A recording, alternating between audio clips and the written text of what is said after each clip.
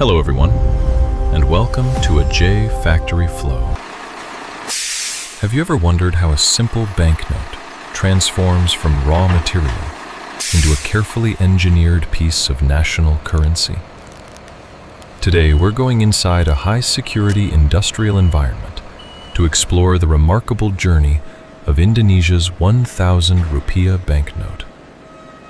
From raw cotton fibers and specialized security paper, the process moves through watermark formation, embedded security elements, precision offset printing, intricate background patterns, microtext, raised intaglio printing, surface features, automated identification, and advanced machine vision inspection.